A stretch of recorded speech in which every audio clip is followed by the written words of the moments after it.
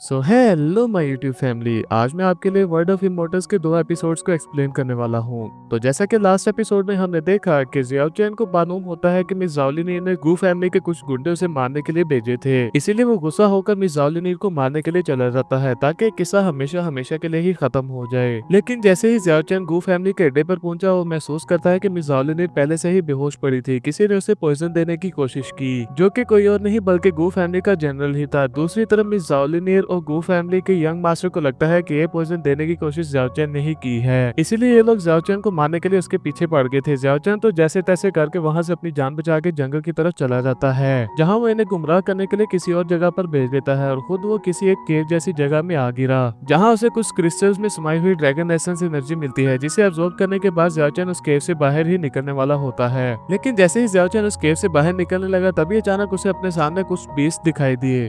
अब आगे तो इस एपिसोड की शुरुआत बिल्कुल उसी सीन से शुरू होती है, जहां पर हम देख पाते हैं कि उस स्केलेटन बीस्ट के पीछे एक फ्लाइंग वुल्फ बीस्ट पड़ा हुआ था। फ्लाइंग वुल्फ बीस्ट इन तीनों स्केलेटन बीस्ट को मारने की अपनी हर मुमकिन कोशिश कर रहा है और इसे देखकर ऐसा लगता है जैसे इस केव का रखवाला हो। लेकिन दूसरी तरफ वो तीनों बीस्ट भी काफी ज्यादा अजीब थे। उनमें से एक मंकी जैसा दिखने वाला बीस्ट के पास तो इस तरह की पावर थी कि वो जमीन के अंदर जा सकता है, जबकि दूसरे दो बीस्ट की भी अपनी एक अलग अलग पावर थी और वो अपनी हर मुमकिन कोशिश कर रहे थे कि वो किसी तरह इस फ्लाइंग वुल्फ बीस्ट से अपनी जान बचा सके।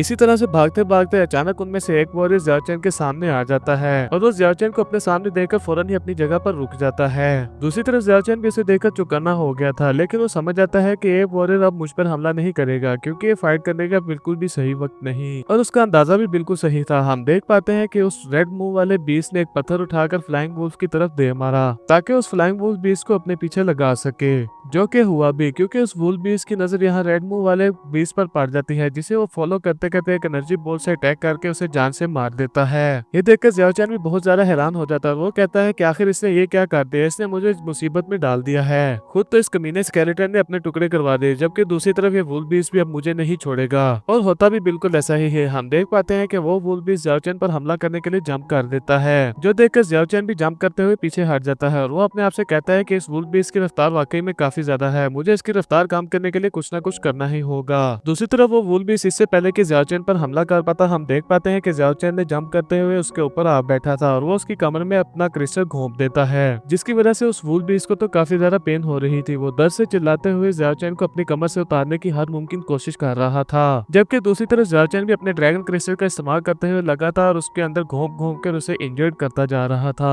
वुल्फ बीस्ट से अब ये मजीद बर्दाश्त नहीं हो रहा था, इसलिए वो हवा में जंप करते हुए जियाओ चैन को नीचे की तरफ गिरा देता है। अब हमला करने की बारी वुल्फ बीस्ट की थी। हम देख पाते हैं कि वो वुल्फ बीस्ट जियाओ चैन को खाने के लिए उस पर झपट्टा मारने की कोशिश करता है। दूसरी तरफ जियाओ चैन भी अपने ड्रैगन क्रिस्टल का इस्तेमाल करते हुए इसे लगातार रोकने की कोशिश करता जा रहा था, लेकिन वुल्फ बीस्ट की ताकत इतनी ज्यादा थी कि वो जियाओ चैन को घसीटते हुए एक नुक्कड़ में लगा देता है। दूसरी तरफ जियाओ चैन भी यही सब कुछ कह रहा था कि ये वुल्फ बीस्ट काफी ज्यादा पावरफुल है, मैं अकेला ज्यादा देर तक इसे बिल्कुल भी होल्ड नहीं कर पाऊंगा। दूसरी तरफ हम देख पाते हैं कि वो वुल्फ बीस्ट अपनी थर्ड आई को भी ओपन कर रहा था ताकि वो एक लेजर अटैक करते हुए जियाओ चैन को जान से मार दे। अगर उसका ये अटैक एक मतलब भी जियाओ चैन को लग गया तो जियाओ चैन तो बिल्कुल भी बच नहीं पाएगा। पर दूसरी तरफ वो रेड मुंह वाला स्केलेटन ये देखकर बहुत ही ज्यादा खुश हो जाता है। वो कहता है कि ये लड़का तो काफी ज्यादा कमाल का है, इस लड़के ने अकेले ही उस वुल्फ बीस्ट को किनारे पर लगा दिया है, यही सही मौका है इसे जान से मार देने का। मैं आपको यहाँ पर बताता चलूं कि इनको आपस में बातें करना बिल्कुल नहीं आती, ये हैव करके एक दूसरे से बातें करते हैं। इसी तरह से बातें करते हैं वो अचानक से जुड़ना शुरू हो जाता है, जबकि साथ ही साथ वो बीस्ट जियाओ चैन की मदद करने के लिए अपने एक हाथ को तोड़कर वुल्फ बीस्ट के मुंह पर एक पंच झाड़ देता है, जिसकी वजह से उसका लेजर बीम अटैक जियाओ चैन पर नहीं लग पाता। दूसरी तरफ हम देख पाते हैं कि मंकी बीस्ट भी जमीन से निकलकर वुल्फ बीस्ट के पांव को पकड़ लेता है। तीसरा भाई भी अपने भाइयों की मदद करने के लिए तेजी से आकर उस वुल्फ बीस्ट की पूंछ को पकड़ लेता है। जियाओ चैन भी सामने से अपने ड्रैगन क्रिस्टल का इस्तेमाल करते हुए उसको रोकने की कोशिश कर रहा था। अब यहाँ पर फाइनल अटैक करने की बारी थी, जिसके लिए हम देख पाते हैं कि रेड मुंह वाला स्केलेटन तेजी से अपने आप को जोड़ते हुए उस वुल्फ बीस्ट पर जंप कर एक हड्डी उस वुल्फ बीस्ट के आर पार कर देता है। इन चारों ने ही बहुत अच्छा टीम वर्क करते हुए उस वुल्फ बीस्ट को बेरहमी से जान से मार दिया था। जियाओ चैन बहुत ही ज्यादा हैरानगी के साथ उन तीनों बीस्ट को देख रहा था। वो कहता है कि ये तीनों बीस्ट तो ज्यादा अक्लमंद नहीं लग रहे, लेकिन इनका टीम वर्क बहुत कमाल का है। इन्होंने मेरा इस्तेमाल किया ताकि उस वुल्फ बीस्ट को किनारा कर सके और इसे मारकर इसके अंदर से ड्रैगन क्रिस्टल हासिल कर सके, इसलिए बेहतर यही होगा कि मैं अभी इनसे पंगा ना लूं। ये सब सोचते हुए जियाओ चैन वहां से जाने ही लगा। दूसरी तरफ वो स्केलेटन वॉरियर जो उस वुल्फ बीस्ट को मारने के बार उसके क्रिस्टल को हासिल कर चुके थे, उनमें से एक मंकी बीस्ट जियाओचेन को जाता हुआ देखता है, जिस दौरान उसकी बॉडी से एक क्रिस्टल भी नीचे गिर गया। इसीलिए वो अपने मन में सोच रहा था कि अगर हमने जियाओचेन को पकड़ लिया तो इसकी बॉडी से भी बहुत सारे क्रिस्टल्स हम हासिल कर सकते हैं। ये सब सोचने के बाद वो मंकी स्केलेटन अपने दूसरे रेड मूव वाले स्केलेटन से भी हाव हाव करके ऐसा ही बोलता है। वो उन्हें बताते हुए कहता है कि इस लड़के के पास भी जरूर कुछ ना कुछ क्रिस्टल्स हैं, क्यों ना हम लोग इसे मारकर इसके भी क्रिस्टल्स हासिल कर लें। दूसरी तरफ रेड मूव वाला स्केलेटन काफी ज्यादा समझदार लग रहा था। वो इन्हें समझाते हुए कहता है कि नहीं, हमें इस लड़के को मारना नहीं चाहिए, क्यों ना हम इस लड़के को अपनी टीम में मिला लें। अगर हमने इस लड़के को अपनी टीम में मिला लिया तो इसका इस्तेमाल करते हुए हम और भी ज्यादा बीस्ट को मार सकेंगे, और इनको मारने के बाद हम बहुत सारे क्रिस्टल्स भी हासिल कर लेंगे। यह रेड मूव वाले स्केलेटन की ये बात सुनकर मंकी बीस्ट फौरन से अपनी बात से पलटते हुए कहता है कि बॉस, मैं भी तो यही कहने की कोशिश कर रहा था। यह सुनकर रेड मूव वाला स्केलेटन बीस्ट उसके मुंह पर एक जोरदार झापड़ दे मारता है, क्योंकि उसे याद था कि अभी मंकी बीस्ट उससे क्या करने को बोल रहा था।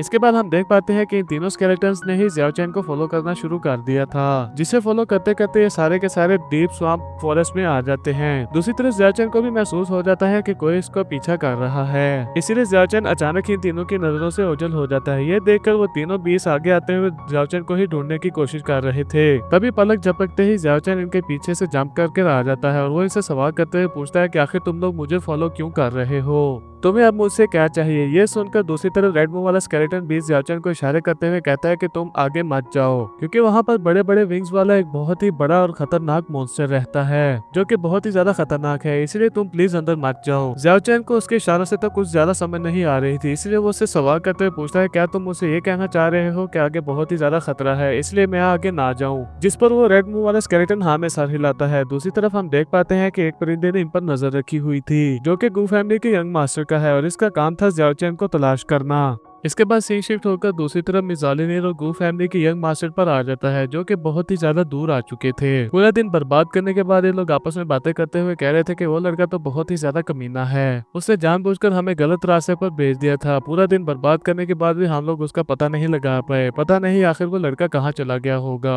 लेकिन एक मरतबा वो लड़का मेरे हाथे चढ़ गए तो मैं इसे बिल्कुल भी जिंदा नहीं छोड़ूंगा, मैं उसको इसके किए की सजा जरूर दूंगा। यहाँ ये लोग इसी तरह की बातें करते हुए आगे की तरफ चलते जा रहे थे। तभी अचानक यंग मास्टर अपने साथियों को रोकते हुए कहता है कि रुक जाओ, अब हमें मजीद आगे नहीं जाना चाहिए, क्योंकि इस आइलैंड पर एक जगह ऐसी भी है जिसे डीप स्वाम्प फॉरेस्ट के नाम से जाना जाता है। वहाँ पर एक्सट्रीमली अनडेड किंग रहता है, और उस अनडेड किंग का ऑरा मैं महसूस कर पा रहा हूँ, इसलिए सामने की तरफ खतरा है, हमें आगे नहीं जाना चाहिए। जो सुनकर मिस ज़ालिनीर भी उसे जवाब देते हुए कहती है कि फिर तो हमें आगे की तरफ ही बढ़ना चाहिए, क्योंकि जो जगह जितनी ज्यादा खतरनाक होगी वहाँ पे छुपना और भी ज्यादा आसान होगा। जितना मैं जियाओचेन को जानती हूँ वो वहीं पर छुपा होगा, इसलिए गुयान मैं चाहती हूँ कि तुम भी आगे बढ़कर मेरी इस काम में मदद करो। जो सुनकर क्राउन प्रिंस भी उसे जवाब देते हुए कहता है, हाँ क्यों नहीं, अगर तुम जैसी प्रिंसेस को ऐसा लगता है तो फिर जरूर ऐसा ही हुआ होगा। मैंने जियाओचेन को फॉलो करने के लिए वहाँ पर पहले ही अपने परिंदे भेज दिए थे, जो कि जियाओचेन को तलाश कर रहे हैं। अगर उनमें से किसी को भी जियाओचेन के बारे में कुछ भी मालूम होता है तो वो फौरन से वापस आकर हमें रिपोर्ट करेंगे। वो भी ये सब कह ही रहा था, तभी अचानक वो देखता है कि उसका भेजा हुआ परिंदा वापस आ गया। ये देखकर वो बहुत ही ज्यादा खुश होकर मिस ज़ालिनीर से कहता है कि मेरा रेवन आ गया, शायद इसे कुछ ना कुछ मालूम हो गया होगा, ये बहुत ही खास रेवन है। ये सब कहने के बाद उस परिंदे की आंखों में देखता है जहाँ पर उसे जियाओचेन की लोकेशन दिख चुकी थी।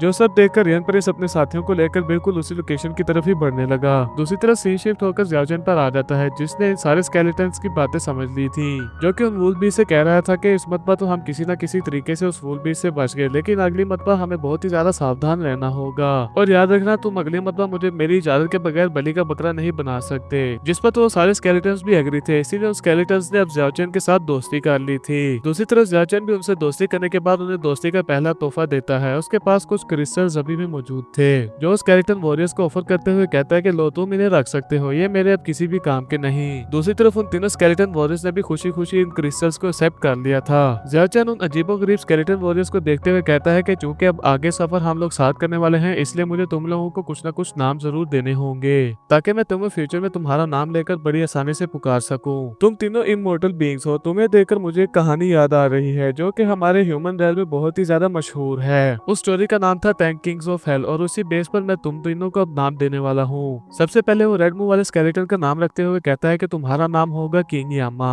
दूसरे नंबर वाले स्केलेटन का नाम रखते हुए कहता है तुम्हारा नाम होगा किंग गुआन। और आखिर पे वो सबसे ज्यादा शरारती बीस्ट का नाम रखते हुए कहता है कि तुम मेरे सबसे ज्यादा क्यूट मंकी बीस्ट होगे।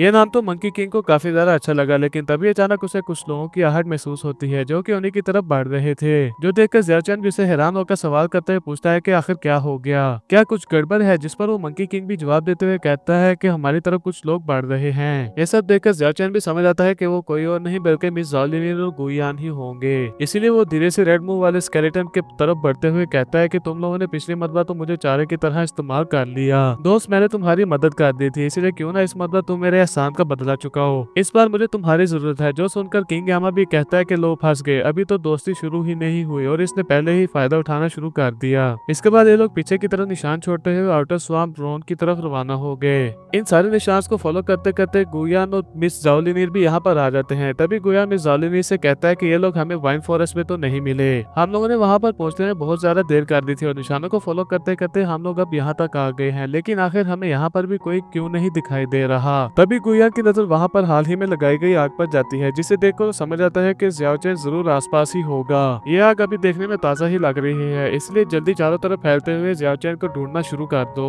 गुयान का यह ऑर्डर सुनकर उसके सिपाही बिल्कुल ऐसा ही करते हैं। ये लोग इसी तरह ज़ियाओचैन को ढूंढने की कोशिश कर रहे थे। तभी अचानक एक वॉरियर के सामने कटा हुआ हाथ आकर गिर गया, जो कि किसी और का नहीं बल्कि किंग यामा का ही हाथ है। इस हाथ को देखकर तो सबसे पहले उस सोल्जर का तरा ही निकल गया था। अपने आप को संभालते हुए कहता है कि आखिर ये किस तरह का बदसूरत हाथ है, आखिर ये किस तरह का डरावना हाथ है। ये कहते साथ ही वो गुस्से में आकर उस हाथ को एक जोरदार लात मार देता है। वो हाथ उड़ता उड़ता गुयान के सामने आकर गिर गया, जो हाथ देखकर गुयान भी बहुत ही ज्यादा डर जाता है। फिर वो अपने आप को संभालते हुए सोल्जर को डांटते हुए कहता है कि अंधे, क्या तुम्हें दिखाई नहीं देता, बेवकूफ इंसान, आखिर तुम ये क्या कर रहे थे। जो सुनकर दूसरी तरफ वो सोल्जर भी फौरन गुयान से माफी मांगता है। यहाँ पर इस तरह की तो बातें हो ही रही थी, तभी अचानक हम देख पाते हैं कि उस वैली का रून एक्टिवेट हो गया था, जिसकी वजह से बहुत ही तेज हवाएं चलना शुरू हो जाती हैं। ये सब देखकर तो उन लोगों को कुछ भी समझ में नहीं आ रहा था कि आखिर ये सब हो क्या रहा है। पर तभी अचानक ऊपर की तरफ हम ज़ियाओचैन को देखते हैं, जिसे देखकर हमें जानने को मिलता है कि ये सब तो असल में ज़ियाओचैन की ही चाल थी। वो इस हवा का फायदा उठाते हुए किंग गुआन से कहता है कि सबसे पहले तुम हमला करो। जो सुनकर गुयान ने फौरन से यंग प्रिंस पर हमला करने के लिए जंप कर दिया था।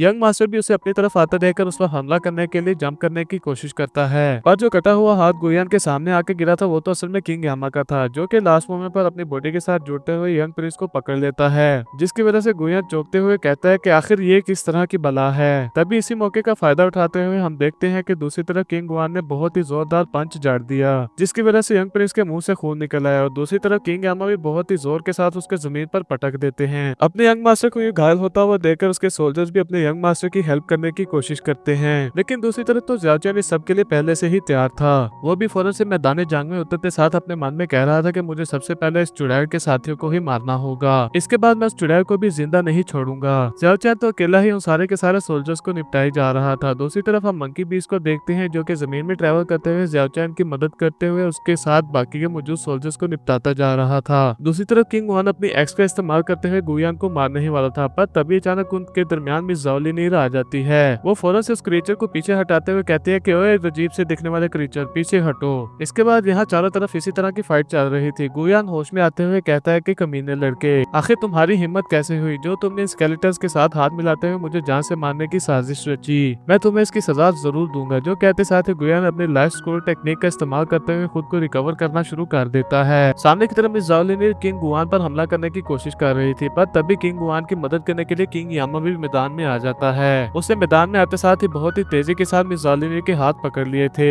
लेकिन दूसरी तरफ मिस ज़ाओलिनीर भी बहुत ही समझदार इंसान है। वो अपनी स्वॉर्ड को छोड़ते हुए उसे किक कर देती है, जो कि सामने की तरफ मौजूद किंग यामा को लगने वाले थे, इसलिए वो मजबूरन मिस ज़ाओलिनीर को छोड़कर साइड पर हट गया। तभी मैदान में मंकी किंग भी आ जाता है, जो कि अपने भाइयों की मदद करने के लिए आ पहुंचा था। उसकी यही एबिलिटी है कि वो जमीन में ट्रैवल करते हुए दुश्मनों पर हमला कर सकता है। इसी टेक्निक का फायदा उठाते हुए मंकी किंग मिस ज़ाओलिनीर के पैरों को पकड़ लेता है, ताकि उसके बाकी के दो भाई मिस ज़ाओलिनीर पर हमला कर सकें। लेकिन दूसरी तरफ मिस ज़ाओलिनीर भी कोई कच्ची खिलाड़ी नहीं थी, वो अकेली ही इन तीनों स्केलेटन्स का मुकाबला कर रही थी। साथ ही साथ वो कह रही थी कि तुम बेकार से दिखने वाले क्रिएचर्स, क्या तुम्हें सच में लगता है कि तुम लोग मुझे जान से मार पाओगे? लेकिन असल में स्केलेटन्स का तो ये प्लान बिल्कुल भी नहीं था। इनका काम तो ये था कि वो मिस ज़ाओलिनीर को तब तक उलझा के रखे जब तक ज़ियाओचैन यंग मास्टर को खुद ना मार दे। प्लान के हिसाब से ज़ियाओचैन ने भी एक सोल्जर को किक करते हुए उसे दूर फेंककर उसकी स्वॉर्ड को पकड़कर यंग प्रिंस पर हमला करने की कोशिश की, ताकि वो गुयान पर अपनी स्वॉर्ड से हमला करते हुए उसे जान से मार दे। लेकिन दूसरी तरफ गुयान के लाइफ स्क्रोल ऐसा होने नहीं देते। दूसरी तरफ गुयान की भी इंजरीज रिकवर हो चुकी थी, इसलिए वो खड़ा होकर फाइट करने के लिए भी रेडी हो जाता है। दूसरी तरफ मिस ज़ाओलिनीर भी तेजी के साथ जंप करते हुए गुयान के साथ आकर खड़ी हो गई, जबकि दूसरी तरफ वो तीनों स्केलेटन स्केलेटन्स भी जंप करते हुए जियाओचेन के पास आकर खड़े हो जाते हैं। यहाँ एक तरफ ये चारों लोग थे और सामने की तरफ मिस जाओलिन, गुइयान और उसके बाकी के सोल्जर्स भी। जियाओचेन को तो इसकी उम्मीद बिल्कुल नहीं थी, उसका ये प्लान पूरी तरीके से फ्लॉप हो चुका था। दूसरी तरफ गुइयान भी जियाओचेन से कहता है कि मैंने तुम्हें पहले अंडर एस्टिमेट किया था, लेकिन इस मरतबा मैं तुम्हें बिल्कुल भी अंडर एस्टिमेट नहीं करूंगा। इस बार मैं तुम्हें अपनी असली पावर दिखाने वाला हूँ। जो कहते साथ ही गुइयान वहाँ पर अचानक एक स्क्रोल को समन कर चुका, जिसे वो 8 स्क्रोल फ्रीज सेंटीपीड का नाम देता है। जिस टेक्निक के दौरान हम देख पाते हैं कि वो स्क्रोल तो एक बहुत ही बड़े डोमेन में ट्रांसफॉर्म हो गया, जिस टेक्निक ने जियाओचेन और उसके बाकी के दोस्तों को घेर के रख लिया था। इस टेक्निक को जियाओचेन बहुत ही हैरानी के साथ देख रहा था। तभी अचानक वो अपने तीनों स्केलेटन दोस्तों से कहता है कि जरा संभल कर। इस लड़के गुइयान की ये सारी की सारी टेक्निक्स बहुत ही ज्यादा यूनिक और काफी ज्यादा खतरनाक हैं। यहाँ जियाओचेन अभी ये सब कह ही रहा था, लेकिन दूसरी तरफ गुइयान ने अपनी जीरो फ्रीज टेक्निक का इस्तेमाल करना शुरू कर दिया था, जिसकी मदद से वो अपने सामने की तरफ मौजूद हर चीज को फ्रीज करने लगा। यहाँ इससे पहले कि जियाओचेन और उसके बाकी के 3 दोस्त कुछ भी समझ पाते, उनके लिए काफी ज्यादा देर हो चुकी थी। वो चारों तरफ से घिर चुके थे और तभी अचानक हम देख पाते हैं कि वो तीनों स्केलेटन फ्रीज होना शुरू हो जाते हैं। किंग यामा देखता है कि वो फ्रीजिंग एनर्जी बहुत ही तेजी के साथ जियाओचेन की तरफ बढ़ रही है। वो खुद तो नहीं हिल सकता, लेकिन वो जियाओचेन की मदद जरूर कर देता है। वो अपने हाथ को अपनी बॉडी से अलग करते हुए तेजी के साथ जियाओचेन पर हमला कर देता है, जो कि जियाओचेन को हिट करते हुए फ्रीज जीरो के एरिया से बाहर निकाल देता है, जिसकी वजह से जियाओचेन तो बच गया। जो देखकर जियाओचेन पलटते हुए किंग यामा का नाम बहुत ही ऊंची चिल्लाता है और वो इस बात को लेकर काफी ज्यादा गमजदा भी हो गया था। दूसरी तरफ यंग प्रिंस इसी के साथ नहीं रुकता, वो जियाओचेन से कहता है कि अभी तो ये शुरुआत है, अभी इसके सेकंड लेवल में तुम मेरे फ्रीजिंग सेंटीपीड की स्पिरिट को देखने वाले हो। गुइयान के कहते साथ ही वहाँ पर एक बहुत ही ज्यादा खतरनाक एवल सेंटीपीड की स्पिरिट समन हो जाती है, जो कि आहिस्ता आहिस्ता जियाओचेन को चारों तरफ से घेरना शुरू कर देती है। लेकिन इससे पहले कि वो सेंटीपीड जियाओचेन पर हमला कर पाता, गुइयान के ऑर्डर पर वो रुक जाता है, क्योंकि गुइयान जियाओचेन को गिड़गिड़ाकर माफी मांगते हुए देखना चाहता था। इसलिए वो जियाओचेन से कहता है कि अभी भी तुम्हारे पास मौका है, तुम अभी भी सरेंडर करके मुझसे माफी मांग सकते हो। मुझे लगता है कि अब तक तुम्हें एहसास हो चुका होगा कि तुम्हारी काबिलियत मेरे सामने कुछ भी नहीं। ये कहते साथ ही गुइयान ने दोबारा से अपनी फ्रीज जीरो टेक्निक का इस्तेमाल करते हुए जियाओचेन के पैरों को फ्रीज कर दिया, जिन आइस क्रिस्टल्स की वजह से जियाओचेन के पैर इंजर्ड हो चुके थे और वो अपनी जगह से बिल्कुल भी हिल नहीं पाता। पर दूसरी तरफ जियाओचेन माफी मांगने के लिए तैयार नहीं, इसलिए गुइयान भी उसे खत्म करने का फैसला कर लेता है। उसने बहुत बड़े बड़े आइस क्रिस्टल्स को समन करते हुए जियाओचेन को जान से मारने की कोशिश की, लेकिन इससे पहले कि वो आइस क्रिस्टल्स जियाओचेन को हिट भी कर पाते, तभी अचानक किंग यामा का वो कटा हुआ हाथ दोबारा से आकर जियाओचेन की जान को बचा लेता है, जिसकी वजह से किंग यामा के हाथ के टुकड़े टुकड़े हो जाते हैं और हो सकता है कि किंग यामा कभी भी दोबारा अपने हाथ को रीयूनाइट ना कर सके। जो सब देखकर दूसरी तरफ जियाओचेन को भी बहुत ही ज्यादा गुस्सा आ जाता है। पहले तो वो प्लानिंग करके जीतना चाहता था, लेकिन अब वो अपनी पावर्स को भी एक्टिवेट कर लेता है। अपनी पावर्स को एक्टिवेट करते साथ ही जियाओचेन सबसे पहले अपने आप को अनफ्रीज करके गुइयान से कहता है कि गुइयान तुम मरना डिजर्व करते हो, अब मैं तुम्हें जिंदा बिल्कुल भी नहीं छोड़ूंगा। जो देखकर दूसरी तरफ गुइयान के मुंह पर तो अभी भी मुस्कान थी, वो खुद को बहुत ही ज्यादा पावरफुल समझता है। इसी के साथ उसका इवल सेंटीपीड काफी तेजी के साथ आगे बढ़ते हुए जियाओचेन को चारों तरफ से घेरने लगा। अंदर की तरफ मौजूद जियाओचेन भी अपनी पावर्स को एक्टिवेट करते हुए गुइयान से कहता है कि चलो ठीक है, आगे बढ़ो, अब हम इस जंग को यहीं पर खत्म करने वाले हैं। इसके बाद जियाओचेन ने इमोशनल होते हुए अपनी पावर्स को एक्टिवेट कर लिया था। दूसरी तरफ उसके सामने इवल सेंटीपीड स्पिरिट खड़ा हुआ था। इवल सेंटीपीड भी अपनी पावर्स को एक्टिवेट करते हुए जियाओचेन से जा टकराता है, जिसकी वजह से वहां पर बहुत बड़ा एनर्जी ब्लास्ट होता है और इसी तरह कुछ ही देर तक फाइट चलती रही। इसके बाद हमें कुछ देर बाद का सीन दिखाया जाता है, जहाँ जियाओचेन उस इवल सेंटीपीड स्पिरिट से हार चुका था। इवल सेंटीपीड की स्पिरिट ने उस स्टोन में ट्रांसफॉर्म कर दिया था। दूसरी तरफ गुइयान भी जियाओचेन को स्टोन में ट्रांसफॉर्म होता हुआ देखकर मिस जाओलिन से कहता है कि अब जियाओचेन की जिंदगी तुम्हारे हाथ में है, तुम जो चाहो इसके साथ कर सकते हो। यह सुनकर दूसरी तरफ मिस जाओलिन भी गुइयान का शुक्रिया अदा करती है। दूसरी तरफ गुइयान भी मिस जाओलिन को जवाब देते हुए कहता है कि यह तो मेरे लिए काफी ऑनर की बात है, मैं सिर्फ तुम्हें मुस्कुराता हुआ देखना चाहता हूँ और इसके लिए मैं कुछ भी कर सकता हूँ। इसके बाद मिस जाओलिन अपनी स्वॉर्ड को उठाते हुए जियाओचेन की तरफ बढ़ने लगी और वो जियाओचेन से कह रही थी कि वैसे तो मुझे तुम्हारे टुकड़े टुकड़े कर देने चाहिए, लेकिन चूंकि हम दोनों ही 9 प्रोविंस किंगडम के रहने वाले हैं, इसलिए मैं तुम्हारी बॉडी को इंटैक्ट रहने दूंगी, तुम हमेशा इसी तरह पत्थर बन के रहोगे। लेकिन जब वो ये सब कह ही रही थी, तभी अचानक उसने देखा कि जियाओचेन की बॉडी में क्रैक्स पड़ना शुरू हो गए। जियाओचेन तो अभी भी हार मानने के लिए तैयार नहीं। ये देखकर मिस जाओलिन काफी ज्यादा हैरान हो जाती है और वो जियाओचेन से कहती है कि लगता है कि तुम्हें काटने के अलावा मेरे पास और कोई दूसरा रास्ता नहीं। ये कहते साथ ही मिस जाओलिन ने अपनी स्वॉर्ड को लेकर जियाओचेन पर हमला कर दिया। इससे पहले कि वो स्वॉर्ड जाकर जियाओचेन को टच भी कर पाती, दूसरी तरफ हमें उसके सोल सी का सीन दिखाया जाता है, जहां पर उस लेवल का ब्रेक थ्रू हो रहा था। इसकी वजह से वहां पर एक बहुत बड़ा एनर्जी ब्लास्ट हो जाता है, जिसके कारण मिस जाओलिन भी उड़ती उड़ती पीछे जा गिरती है। इसके बाद जियाओचेन बहुत ही कूल तरीके से मिस जाओलिन के सामने आकर खड़ा हो जाता है और उसकी एनर्जी देखने में अब पहले से भी काफी ज्यादा खतरनाक लग रही थी। इसके बाद जियाओचेन मिस जाओलिन से बहुत ही कूल तरीके से कहता है कि अभी तक तो मैं वापस जाकर अपनी फैमिली से भी नहीं मिला, तो मैं भला तुमसे किस तरह हार सकता हूँ। ये कहते साथ ही जाओचैन ने वहां पर मौजूद बड़े आइस क्रिस्टल को छोटे आइस क्रिस्टल में कन्वर्ट करके मिस जॉलिनी पर हमला कर दिया था। लेकिन ये देखकर दूसरी तरफ यंग मास्टर भी मिस जॉलिनी को बचाने के लिए अपने इवल सेंटीपीड स्पिरिट को आगे की तरफ भेज देता है, जो कि जाओचैन के अटैक को ब्लॉक करते हुए उस पर अटैक करके उसको पीछे धकेल देता है।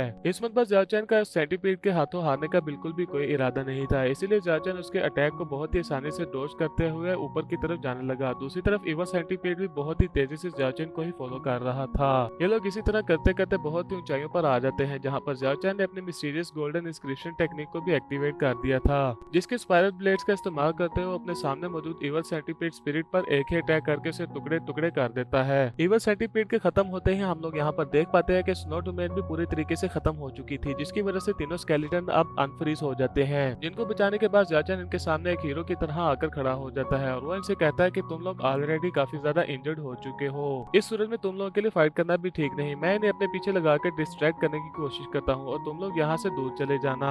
जाओचैन के कहते साथ ही स्केलेटन वॉरियर वहां से दूर जाना शुरू कर देते हैं, जबकि जाओचैन ने अनडेड किंग स्वॉम्प एरिया की तरफ बढ़ना शुरू कर दिया। ये देखकर गुयान मिस जॉलिनी से कहता है कि ये लड़का तो बहुत ही बेवकूफ है, जो कि खुद अपने मौत के मुंह में जा रहा है, वो जगह ऑलरेडी काफी ज्यादा डेंजरस है, ये लड़का वहाँ पर जाकर खुद ब खुद ही मारा जाएगा, हमें उसके पीछे जाने की कोई जरूरत नहीं। जिस पर मिस जॉलिनी भी उसे जवाब देते हुए कहती है कि मैं तो बिल्कुल भी रिस्क नहीं ले सकती, इसने कुछ ही दिनों में अपने सेकंड लेवल में भी ब्रेक थ्रू कर लिया, अगर इसी तरह चलता रहा तो ये फ्यूचर में हमारे लिए बहुत बड़ा खतरा बन सकता है। ये कहते साथ ही मिस जॉलिनी भी जाओचैन के पीछे जाने लगी। दूसरी तरफ गुयान मिस जॉलिनी को बहुत ही ज्यादा समझाने की कोशिश करता है कि वो जगह बहुत ज्यादा खतरनाक है, हमें वहाँ पर नहीं जाना चाहिए, लेकिन मिस जॉलिनी उसकी कोई भी बात नहीं सुनती। इसके बाद ये लोग यूं ही चलते चलते अंडर किंग के एरिया में भी पहुंच जाते हैं। यहाँ पर मिस जॉलिनी गुयान से कह रही थी कि हम लोग जितनी जल्दी हो सके जाओचैन की मौत को कंफर्म करके यहाँ से चले जाएंगे। दूसरी तरफ ये जगह काफी ज्यादा क्रीपी थी, ये लोग जैसे जैसे आगे बढ़ते जा रहे थे एक अजीब सा मैस्मा इनकी तरफ आता जा रहा था, जो कि जैसे ही इनके सोल्जर्स में से किसी को टच करता वो उसे ज़ॉम्बी में ट्रांसफॉर्म कर देता और इसी तरह कई सारे लोग ज़ॉम्बीज में ट्रांसफॉर्म होकर अपने यंग प्रिंस पर ही हमला करने लगे,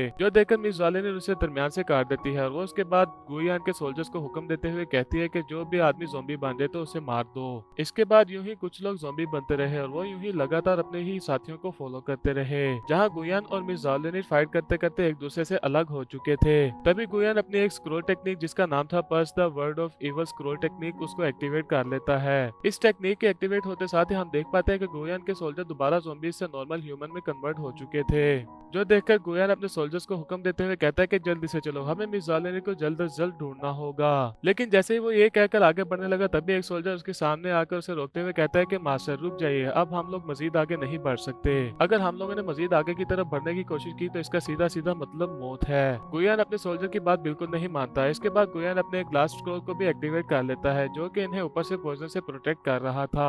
इसके बाद सीन शिफ्ट होकर दोबारा से जाओचैन पर आ जाता है, जो कि खुद से कह रहा था कि शायद मैं उन लोगों से काफी ज्यादा दूर आ चुका हूँ, पता नहीं मेरे वो तीनों स्केलेटन वॉरियर्स कहाँ पर होंगे। ये सब अभी जाओचैन सोच ही रहा था, तभी उसे अपने सामने एक बहुत बड़ी गुफा दिखाई देती है। ये देखकर जाओचैन फौरन से ही उस गुफा की तरफ भागने लगा। जब वो वहाँ पर पहुंचा तो वो देखता है कि एक स्केलेटन वॉरियर को ऑलरेडी कई सारी वेंस ने जकड़ रखा है। जाओचैन को उसका चेहरा सही से दिखाई नहीं दे रहा है, इसलिए वो आवाज देते हुए कहता है कि किंग ऑफ हेल्स, क्या ये तुम हो? जाओचैन की आवाज सुनकर वो वेंस एक्टिवेट हो जाती हैं और वो वेंस जाओचैन को पकड़ते हुए एक अजीब सी जगह पर फेंक देती हैं। इसके बाद सीन शिफ्ट होता है और हमें मिस जॉलिनी का सीन दिखाया जाता है, जो कि जंगल की काफी ज्यादा गहराई में आ चुकी थी और इसी पॉइजनस मैस्मा की वजह से उसकी हालत भी काफी ज्यादा खराब हो चुकी थी। मिस जॉलिनी अपने आप से कह रही थी कि मैं तो इस तरह बिल्कुल भी हार नहीं मान सकती, और ये सब सोचते हुए मिस जॉलिनी आगे की तरफ बढ़ ही रही थी, तभी अचानक उसे अपने सामने भी इसी तरह की एक गुफा दिखाई देती है। पीछे की तरफ सीन शिफ्ट होकर जाओचैन पर आ जाता है, जिसे उन्हीं वेंस ने पकड़कर अनडेड किंग के टॉम में भेज दिया था। यहाँ आने के बाद जाओचैन को अपने आसपास सिर्फ और सिर्फ इंसानों के पुतले ही दिखाई दे रहे थे और उसके सामने एक बहुत ही बड़ा इमॉर्टल अनडेड किंग भी था,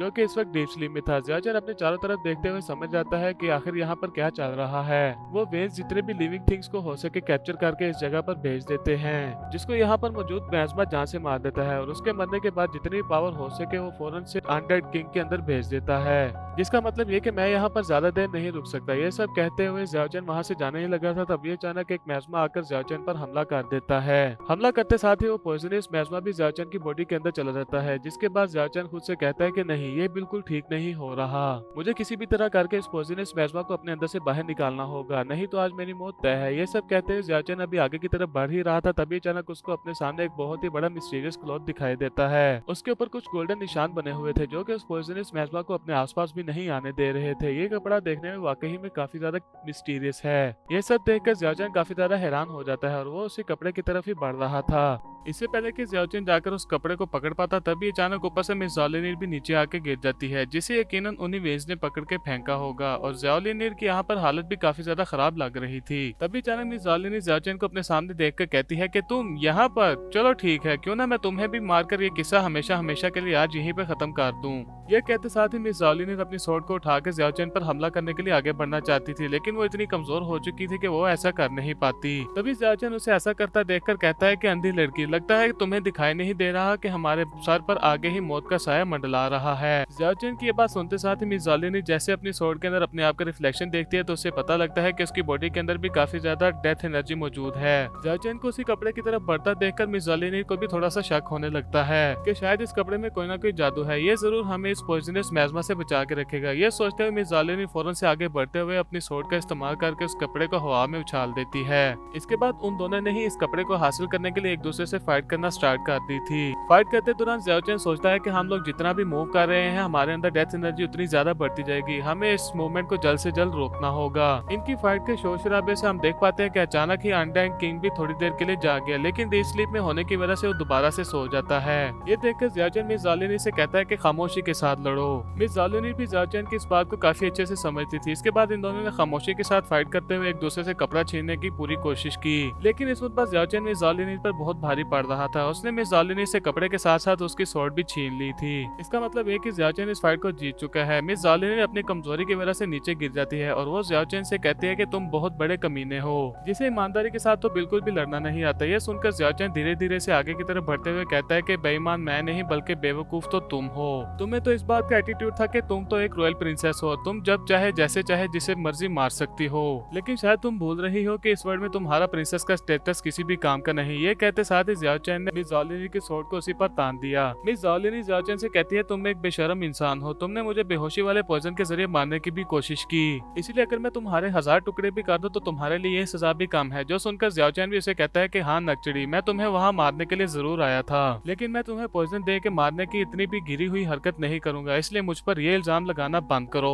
तभी अचानक मिस ज़ाओलिनीर गुस्सा होते हुए ज़ियाओचेन से कहती है कि तुम अब भी मुझसे बहस कर रहे हो। ये कहते साथ ही मिस ज़ाओलिनीर भी खड़े होने की कोशिश करती है, लेकिन उसका सार इस वक्त बहुत ज्यादा चकरा रहा था, जिसकी वजह से वो दोबारा नीचे गिर जाती है। दूसरी तरफ ज़ियाओचेन भी मिस ज़ाओलिनीर से कहता है कि वो मैं नहीं था, उस पॉइजन को मेरे आने से पहले ही किसी ने जलाकर तुम्हारे कमरे में रखा हुआ था। मुझे थोड़ा अलग लगा तो मैंने तुम्हारी एसेंस स्टिक के अंदर जाकर देखा तो मुझे उसके अंदर पॉइजन मिला। याद करो कि तुम्हें वो एसेंस स्टिक किसने दी थी। जो सुनकर मिस ज़ाओलिनीर याद करती है कि वो एसेंस स्टिक तो गुयान ने अपने सर्वेंट के जरिए मेरे कमरे में रखवाई थी और उसने मुझसे ये भी कहा था कि तुम्हें शांत करने में मदद करेगा। मिस ज़ाओलिनीर को तो ज़ियाओचेन की इस बात पर बिल्कुल भी यकीन नहीं आ रहा था। इसी वजह से वो ज़ियाओचेन से कहती है कि ज़ियाओचेन तुम्हें क्या लगता है कि मुझे तुम्हारी किसी भी बात पे यकीन आ जाएगा। जो सुनकर ज़ियाओचेन जवाब देते हुए कहता है कि मुझे इस बात से बिल्कुल भी फर्क नहीं पड़ता, और वैसे भी मैंने तुम्हें कहा ना कि तुम बेवकूफ हो जो किसी के भी हाथों इस्तेमाल हो सकती हो। ये कहते साथ ही ज़ियाओचेन मिस ज़ाओलिनीर का किस्सा हमेशा हमेशा के लिए यही खत्म करने वाला था, पर तभी अचानक वो पॉइजनस मैज़मा ज़ियाओचेन पर दोबारा से हमला कर देता है। ये देखकर ज़ियाओचेन फौरन से जंप करके उस पॉइजनस मैज़मा को डॉज करते हुए पीछे की तरफ आ गया था, और वो इस पॉइजन को देखते हुए मिस ज़ाओलिनीर से कहता है कि पहले ही तुम्हारी बॉडी के अंदर एक और पॉइजन एंटर कर गया है, मुझे नहीं लगता कि तुम यहाँ से जिंदा बच के जा सकोगी, तुम तो ऑलरेडी मरने वाली हो, तो मुझे तुम्हें मारने की कोई भी जरूरत नहीं। ये सब कहकर ज़ियाओचेन मिस ज़ाओलिनीर को वहीं पर छोड़कर वहाँ से जाने वाला था, पर तभी वो पीछे की तरफ मुड़ते हुए मिस ज़ाओलिनीर से कहता है कि हम दोनों ही 9 प्रोविंस के रहने वाले हैं, इसलिए मैं तुम पे थोड़ा सा रहम दिखाऊंगा। ये कहते साथ ही ज़ियाओचेन ने मिस ज़ाओलिनीर के स्वॉर्ड को वापस उसकी तरफ थ्रो कर दिया, जहाँ ज़ियाओचेन मिस ज़ाओलिनीर से कहता है कि अपनी तकलीफों को कम करने के लिए खुद की जान दे दो, इससे तुम जल्दी मान जाओ कि तुम्हारी तकलीफें भी हमेशा हमेशा के लिए खत्म हो जाएंगी, इससे ज्यादा मैं तुम्हारे लिए कुछ भी नहीं कर सकता। ये कहते साथ ही ज़ियाओचेन वहाँ से बाहर की तरफ चला जाता है। इसके बाद हमें थोड़ी देर बाद का सीन दिखाया जाता है, जहाँ मिस ज़ाओलिनीर के पास उसका होली यूनिकॉर्न भी आ गया था। इसके बाद सीन शिफ्ट होता है, दूसरी तरफ हमें गुयान और उसके सिपाही दिखाए जाते हैं, जो कि मिस ज़ाओलिनीर की तलाश करते करते काफी दूर तक आ चुके थे। तभी अचानक उनमें से एक वॉरियर को वहाँ पर वही स्केलेटन वॉरियर्स दिखाई देते हैं। तभी वो गुयान के पास आते हुए कहता है कि मास्टर, मैंने उन तीनों स्केलेटन वॉरियर्स को उस तरफ भागते हुए देखा। तभी गुयान भी उन्हें ऑर्डर देते हुए कहता है कि मिस ज़ाओलिनीर भी जरूर उसी तरफ होगी, इसलिए जल्दी से जल्दी उस स्केलेटन वॉरियर्स को फॉलो करो। यहाँ ये सब कहने के बाद वो सोल्जर बिल्कुल ऐसा ही करते हैं। दूसरी तरफ हमें ज़ियाओचेन का सीन दिखाया जाता है, जो कि धीरे धीरे चलते हुए उस अनडेड किंग की केव से बाहर आ चुका था। उस कपड़े की वजह से ज़ियाओचेन के अंदर मौजूद डेथ एनर्जी पूरे तरीके से प्यूरिफाई हो चुकी थी, इसलिए ज़ियाओचेन उस कपड़े का शुक्रिया अदा करते हुए उसको वापस नीचे की तरफ फेंक देता है। तभी अचानक ज़ियाओचेन को अपने सामने वही 3 स्केलेटन वॉरियर्स दिखाई दिए जो कि जियाओचैन को ढूंढते ढूंढते उसके पास तक आ गए थे। तभी जियाओचैन भी उन्हें देखकर खुश होते हुए कहता है कि ये तो बहुत अच्छी बात है कि तुम लोग बिल्कुल सही सलामत मुझे मिल चुके हो। यहाँ ये सभी लोग एक दूसरे से मिलते हुए खुश हो ही रहे थे, तभी पीछे से गोयान अपने सोल्जर्स के साथ आ जाता है। तभी वो जियाओचैन से सवाल करते हुए पूछता है कि तुम तो यहाँ पर हो, तुम मुझे सच सच बता दो आखिर तुमने मिस ज़ाओ लिनियर के साथ क्या किया है। गोयान की बात सुनकर तो जियाओचैन उसे फौरन ही पहचान जाता है क्योंकि जियाओचैन के दिल में उसके लिए बहुत ही गुस्सा भरा हुआ था। तभी जियाओचैन उसे पलट कर जवाब देते हुए कहता है कि अच्छा हुआ तुम खुद ही चलकर मेरे पास आ गए क्योंकि मुझे तुम्हारे साथ पुराना हिसाब किताब चुकता करना था। तुमने यहाँ आकर मेरी काफी सारी मुश्किलें कम कर दी। यहाँ जियाओचैन अभी ये सब कुछ कह ही रहा था, तभी अचानक गोयान के वॉरियर तेजी के साथ आगे बढ़ते हुए कह रहे थे कि हम तुम्हें जान से मार देंगे। सामने की तरफ जियाओचैन तो बहुत ही गुस्से में था। वो अपने आप को शांत करते हुए सिपाहियों के अपने तक पहुंचने का इंतजार कर रहा था। जैसे ही फर्स्ट सोल्जर जियाओचैन के करीब आया, जियाओचैन उसे उसके मुंह से पकड़ते हुए जमीन पर दे मारता है। तभी जियाओचैन उस पहले सोल्जर की स्वॉर्ड को किक करते हुए दूसरे सोल्जर की भी जान ले लेता है। इसी तरह जियाओचैन बहुत ही बेरहमी के साथ उसके सारे के सारे सोल्जर्स को मार देता है। जियाओचैन का इतना गुस्सा देखकर तो गोयान वहां से भागना चाहता था, लेकिन इस वक्त वो पहाड़ की चोटी पर था, इसलिए वो तो वहां से भाग नहीं सकता। जियाओचैन अभी भी गुस्से के साथ गोयान की तरफ ही बढ़ता जा रहा था। ये देखकर गोयान उसे कहता है कि देखो तुम्हारे और मेरे बीच कोई भी दुश्मनी नहीं है, क्यों ना हम दोनों एक दूसरे की जान न लेते हुए एक दूसरे से पीछे हट जाएं। तभी जियाओचैन उसे कहता है कि चूंकि तुमने ये बात करी है इसलिए मैं चाहता हूँ कि तुम भी एक कदम पीछे हट जाओ, तो मैं तुम्हारी जान बिल्कुल नहीं लूंगा। जो सुनकर तो गोयान को बहुत ही ज्यादा गुस्सा आ रहा था क्योंकि वो जानता था कि अगर उसने एक भी कदम पीछे लिया तो पहाड़ से नीचे गिर के मारा जाएगा। तभी वो गुस्से के साथ जियाओचैन से कहता है कि तुम मेरे सामने इसलिए इतना एटीट्यूड दिखा रहे हो क्योंकि मैंने इस वक्त तक अपने सारे स्क्रॉल अटैक्स चल दिए हैं। अगर ऐसा ना हुआ था तो तुम अब तक मेरे सामने खड़े ही ना हो पाते। ये कहते हुए गोयान जियाओचैन की बात मानते हुए पहाड़ से एक कदम पीछे हट के नीचे की तरफ जंप कर देता है। लेकिन नीचे कूदते हुए गोयान अपने लास्ट स्क्रॉल जिसको फ्लाइंग स्क्रॉल कहता है उसको एक्टिवेट करके वहां से उड़ के जाने लगता है। और जाते जाते वो जियाओचैन को धमकी भी देकर जाता है कि जियाओचैन मेरे वापस आने का इंतजार करना, मैं तुमसे अपनी इस बेइज्जती का बदला जरूर लूंगा और मुझे ऐसा नहीं लगता कि तुम अगली मरतबा मेरे सामने इतना एरोगेंट बन पाओगे। ये सब कहते हुए गोयान वहां से जाने ही लगा। तभी अचानक जियाओचैन गोयान से कहता है कि किसने कहा हमारा हिसाब अब चुकता हो चुका है और तुम इतनी आसानी के साथ यहाँ से चले जाओगे, ये तुमने आखिर किस तरह सोच लिया। ये कहते साथ ही जियाओचैन अपनी पावर्स को एक्टिवेट करते हुए गोयान को फॉलो करने लगा। तभी अचानक जियाओचैन ने अपने स्पाइरल ब्लेड्स को एक्टिवेट करते हुए गोयान पर हमला कर दिया। ये अटैक्स तो गोयान को टच नहीं कर पाते, इसलिए उसको लगता है कि जियाओचैन का तो शायद निशाना ही खराब है और भी पीछे पलटकर हंसने ही लगा था। तभी अचानक एक स्पाइरल ब्लेड आते हुए उसके हाथ को काट देता है। हाथ कटने के बाद गोयान तेजी से नीचे की तरफ गिरने लगता है। तभी जियाओचैन उसे देखते हुए कहता है कि बेशक मैंने तुमसे वादा किया था कि मैं तुम्हारी जान बिल्कुल नहीं लूंगा अगर तुम पहाड़ से एक कदम पीछे हट जाते हो, लेकिन याद करो तुमने मेरे किंग यामा का हाथ काटा था। अभी तक मैंने तुम्हारे साथ वो हिसाब चुकता नहीं किया था, तो इसलिए मैं वो हिसाब किताब तो अब चुकता कर ही सकता था। और याद रखना अगर तुमने नेक्स्ट टाइम मेरे किसी भी दोस्त को तकलीफ पहुंचाने की कोशिश करी तो तुम्हें इसका नुकसान 100 गुना ज्यादा भुगतना होगा। और दूसरी तरफ गोयान जो नीचे गिर रहा था वो नीचे गिरते गिरते जियाओचैन से कहता है कि मैं अपनी आज की इस बेइज्जती को जरूर याद रखूंगा। मैं वादा करता हूँ कि आज की इस बेइज्जती को मैं कभी भी नहीं भूलूंगा। लेकिन दूसरी तरफ गोयान तो पहाड़ से नीचे पटक पटक कर गिर रहा था। जियाओचैन भी अपने स्केलेटन वॉरियर्स के साथ ये सब होता हुआ देखकर कहता है कि आखिरकार ये जंग तो अब खत्म हो गई। और इसी के साथ हमारा आज के 2 एपिसोड यहीं पर खत्म हो जाते हैं। Thank you so much for watching.